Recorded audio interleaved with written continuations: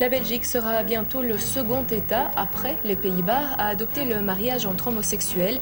Je ne les marierai pas. Voilà, ces couples-là ont droit aussi à cette institution. Si j'avais été seul à voter une loi, elle ne serait pas celle qui sera votée aujourd'hui. Les personnes qui ont mandat exécutif sont là pour appliquer la loi. Mais maintenant, je suis un légaliste et je respecte la loi. Pour moi, le mariage est un acte d'amour que l'on veut sacraliser. Malgré tout, la Belgique a été pionnière, paradoxalement, contre toute attente. Alors, quand on regarde par rapport aux autres pays, la revendication du mariage est présente depuis 96-97 du côté flamand, mais très rapidement, depuis 98-99 du côté francophone. Donc, il y a quand même une tradition en Belgique de grande porosité de l'État. C'est pas comme en France où l'État est inaccessible. Ici, c'est très facile de voir un ministre, de parler avec des députés. Et par ailleurs, le pouvoir politique, quand il y a des questions comme celle-là qui surgissent, qu'il ne connaît pas, qui sont nouvelles, le premier réflexe qu'il a, c'est de se retourner vers le monde militant. Mais c'est d'abord l'associatif qui a mis ça à l'ordre du jour, puisque avant qu'on dépose des propositions de loi, c'était une revendication de tout l'associatif homosexuel, si je peux m'exprimer ainsi. On est en pleine inégalité de droits, tout simplement parce que des couples homosexuels n'ont pas les mêmes droits. En fait, il y a deux volets qui sont importants dans l'ouverture du mariage. C'est d'abord la portée symbolique du mariage, qui n'est pas négligeable, et puis ensuite, ça offre tout un éventail de garanties d'ordre juridique aux deux personnes qui contractent le mariage. Nous sommes citoyens comme tout un chacun, nous payons des impôts comme tout un chacun, nous travaillons, nous faisons partie intégrante de cette société, et nous sommes mis à l'écart parce que nous avons une sexualité différente. Au moins, nous aurons le choix, parce que pour le moment, nous n'avons pas le choix. Nous ne pouvons pas nous marier ou pas nous marier. Les hétérosexuels peuvent dire « le mariage ne m'intéresse pas ». Bon, que des homosexuels en tant que personne veuillent se marier, moi ça ne me choque pas du tout, je trouve ça tout à fait normal et on a aussi un droit à la banalité. Mais par contre, que le mouvement homosexuel en tant que tel se soit vraiment axé sur le mariage, là effectivement ça me pose un problème. Pour certains couples, pour beaucoup de couples, le mariage apporte des droits qui sont fondamentaux pour pouvoir vivre cette liberté de s'aimer. Si la Belgique a pris très tard le train des revendications sur le couple, très rapidement, une fois que cette question a été posée, la question du mariage est apparue juridiquement comme la meilleure solution.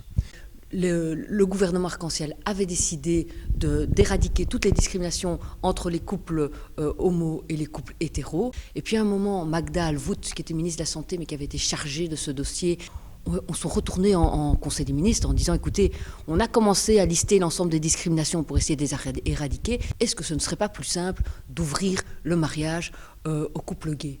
C'est important parce que finalement, ça veut dire qu'on considère les homosexuels et les lesbiennes comme des gens, des citoyens qui ont accès à n'importe quelle institution. Ça n'avait plus de sens à un moment donné dans notre société où on dit que c'est encore un homme et une femme alors qu'on reconnaît l'homosexualité, alors que l'homosexualité n'est plus considérée comme une déviance et qu'il y a simplement deux êtres qui ont envie de se déclarer un amour, qui ont envie de construire une vie ensemble, construire un projet ensemble. Que l'État refuse ça, ça paraissait totalement inacceptable pour nous. Du côté francophone, donc, tant le PS qu'Écolo vont se retrouver pendant des années dans une lutte pour être le parti le plus LGBT-friendly. Ceux qui traînent la patte, c'est les libéraux francophones. Une grosse part des libéraux francophones qui sont catholiques, qui sont chrétiens, qui sont pratiquants et donc qui n'avaient pas envie de voter cette loi-là. Au niveau du MR, ce n'est pas une discipline de vote qui a été appliquée, mais bien un vote éthique, c'est-à-dire que chacun vote selon ses propres convictions, selon sa conscience. Par ailleurs, les démocrates chrétiens francophones, donc le CDH, est dans l'opposition à l'époque et lui est farouchement contre. Et c'est le parti qui véritablement essaye d'importer les thèses françaises, qu'on entend aujourd'hui en France toujours, dans le débat belge. Je pense que tant qu'on peut donner à un enfant la chance d'avoir un père et une mère, ce qui est quand même son premier besoin, eh ben, en tant qu'État, il est normal que l'on donne cette préférence-là.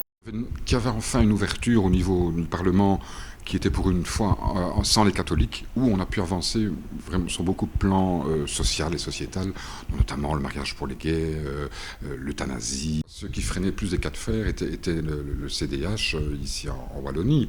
Il y a eu des déclarations tonitruantes, notamment je pense à Antoine qui ne voulait absolument pas célébrer le mariage en tant que bourgmestre si la loi passait. André-Antoine, vous aussi, vous êtes, entre autres, bourgmestre. Oui, tout à fait. Est-ce que vous vous réjouissez à l'idée de marier des couples homosexuels? Non, parce que très clairement, je dis que je ne les marierai pas. Vous êtes élu.